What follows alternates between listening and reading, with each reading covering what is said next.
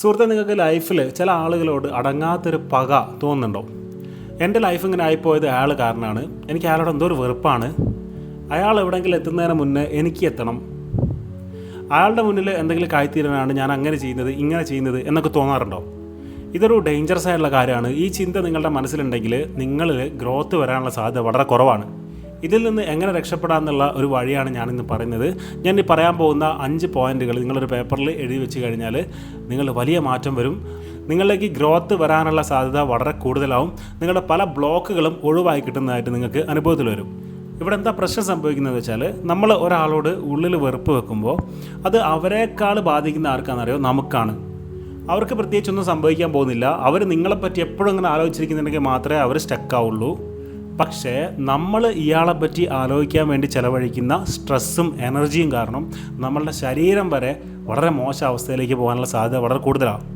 ശരീരം മാത്രമല്ല, പണപരമായിട്ട് നിങ്ങളിലേക്ക് വരേണ്ട ഓപ്പർച്യൂണിറ്റികൾ വരെ നിങ്ങളിലേക്ക് കുറയാനുള്ള സാധ്യതയുള്ളൂ, ഒരിക്കലും കൂടാൻ പോകുന്നില്ല.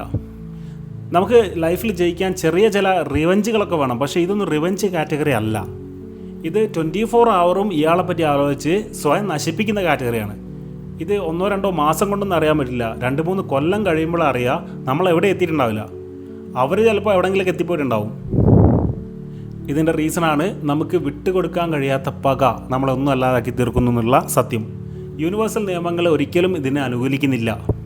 യൂണിവേഴ്സൽ നിയമങ്ങൾ പറയുന്നത് എന്താണെന്നറിയോ? നിങ്ങളുടെ ഉള്ളിൽ നിങ്ങളെപ്പറ്റി തന്നെ ധാരാളിത്തം കൊണ്ടുവരുമ്പോൾ നിങ്ങളും അതുപോലെ ആവുന്നു എന്ന് പറയുന്നത്.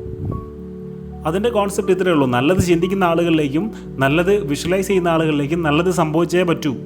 അവിടെ ഗ്രഡ്ജ് കീപ്പ് ചെയ്യുന്ന ആളുകൾ ഡൗൺ ആവാനുള്ള സാധ്യത മാത്രമേ യൂണിവേഴ്സ് പറയുന്നുള്ളൂ.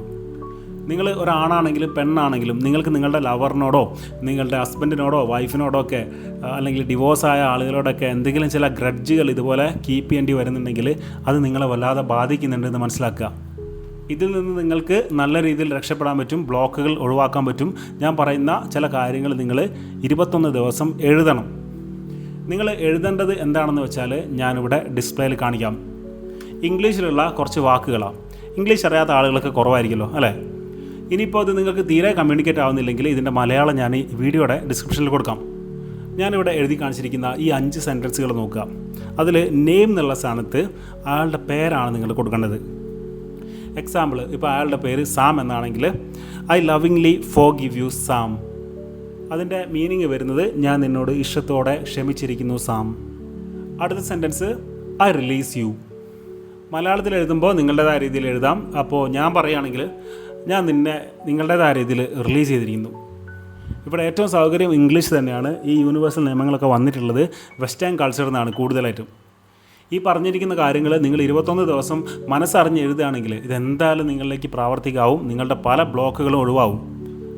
അടുത്ത sentence I set you free. ഞാൻ നിങ്ങളെ ഫ്രീ ആക്കി വിട്ടിരിക്കുന്നു. അടുത്ത sentence I set my self free. ഞാൻ എന്നെയും ഫ്രീ ആക്കി വിട്ടിരിക്കുന്നു. ഏറ്റവും അവസാനത്തെ സെൻറ്റൻസാണ് ഏറ്റവും important. I send you love from distance. ഞാൻ നിങ്ങളിലേക്ക് ദൂരെ നിന്നും സ്നേഹം തരുന്നു. ഇത് നിങ്ങൾ ഒരു പേപ്പറിലേക്ക് ഒരു പെന്ന് കൊണ്ട് വേണം എഴുതാൻ. രാത്രി ഉറങ്ങാൻ നേരം ഒരു ഡയറിയോ അങ്ങനെ എന്തെങ്കിലും ആണെങ്കിൽ അടിപൊളി. 21 ദിവസം ഒറ്റ ദിവസം പോലും മുടങ്ങാതെ നിങ്ങൾ ഈ 5 സെൻറ്റൻസ് ഉറങ്ങുന്നതിന് മുമ്പ് എഴുതുക.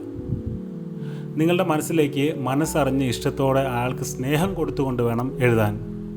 ഈ ഒരു കാര്യം 21 ദിവസം നിങ്ങൾ കൃത്യമായിട്ട് എഴുതി നോക്കൂ. ഉറപ്പായിട്ട് നിങ്ങളിലേക്ക് വലിയൊരു റിലീഫ് സംഭവിക്കും. നിങ്ങളുടെ പല ബ്ലോക്കുകളും നിങ്ങളിൽ നിന്ന് ഒഴിവായി കിട്ടും. നിങ്ങൾക്ക് മണി ഫ്ലോ സംഭവിക്കുന്നത് നിങ്ങൾക്ക് നേരിട്ട് കാണാം. വലിയ വലിയ ഓപ്പർച്യൂണിറ്റികളൊക്കെ നിങ്ങൾ നോക്കി വരുന്നത് നിങ്ങൾക്ക് നേരിട്ട് കാണാം. ഈ പ്രോസസ്സ് ട്രസ്റ്റ് ചെയ്യുക. യാതൊരുവിധ സംശയമില്ലാത്ത രീതിയിൽ നിങ്ങൾ എഴുതി തുടങ്ങാം. കണ്ടിന്യൂസ് ആയിട്ട് 21 ദിവസത്തേക്ക്. അയാൾക്ക് നല്ലത് സംഭവിക്കട്ടെ എന്ന് പ്രാർത്ഥിക്കുക. നിങ്ങളെ തന്നെ ഈ പ്രശ്നത്തിൽ നിന്ന് റിലീസ് ചെയ്യുക.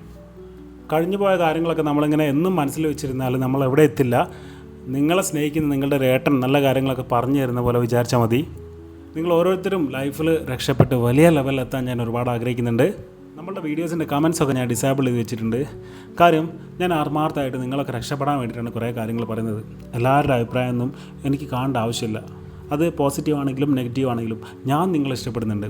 ഒരു അൺകണ്ടീഷണൽ ലവ് ഞാൻ എല്ലാവർക്കും കൊടുക്കുന്നുണ്ട്. അത് മാത്രമേ എന്നെ സംബന്ധിച്ച് എനിക്ക് ഈ ലോകത്തിന് വേണ്ടി ചെയ്യാൻ പറ്റൂ. എൻ്റെ ഈ മെയിൽ അഡ്രസ്സിലേക്ക് നിങ്ങൾക്ക് പേഴ്സണലി മെയിൽ അയക്കാം. സമയമുള്ളപ്പോൾ ഞാൻ എല്ലാവർക്കും റിപ്ലൈ കൊടുക്കുന്നുണ്ട്. വിജയാശംസകൾ നേരുന്നു. Thank you.